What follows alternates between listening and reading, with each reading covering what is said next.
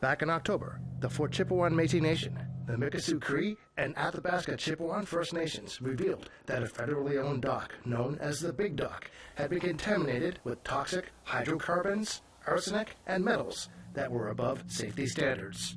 This was from a 2017 risk assessment that also said that the contamination would not be a health issue for humans unless the water or groundwater was ingested within 60 feet of the dock.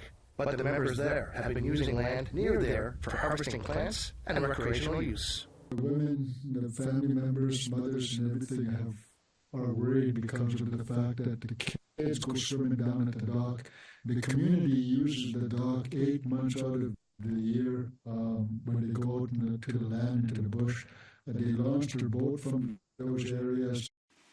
Councillor Tammy Tuckerell, President Kendrick Cardinal, and Chief Alan Adam flew from northern Alberta to Ottawa and spoke Tuesday to a federal standing committee on transportation, infrastructure, and communities to communicate how important it is to deal with the cleanup of the dock and area. The dock is vital to evacuation efforts in case of wildfire. It was one of the main goals to get that on the agenda and making sure that we from the community have a safe passage out of the community, but also to deal with some of the contamination that is there that were found, that the findings are unfortunately are there, and we have to deal with that as well. Chief Adams says that Transport Canada has been hiding several studies of the dock since 1997. We're talking with the federal government, and we're making sure that they're accountable for these actions, and that Transport Canada will, be held accountable, and will come to the community and remediate the dock itself, because that has to be fixed up, for us to continue moving forward.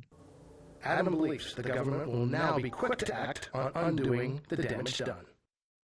I'm quite optimistic on that notion alone, because there's going to be special equipment and machinery coming in, and it's going to be hauled into the community, and it's just not going to happen overnight. And if we're going to do it, we're going to do it properly.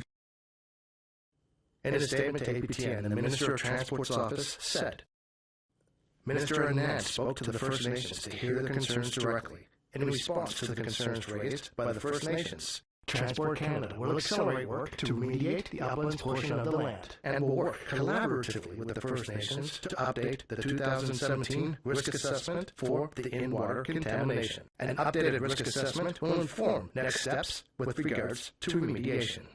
Chris Stewart, APTN National News, Edmonton.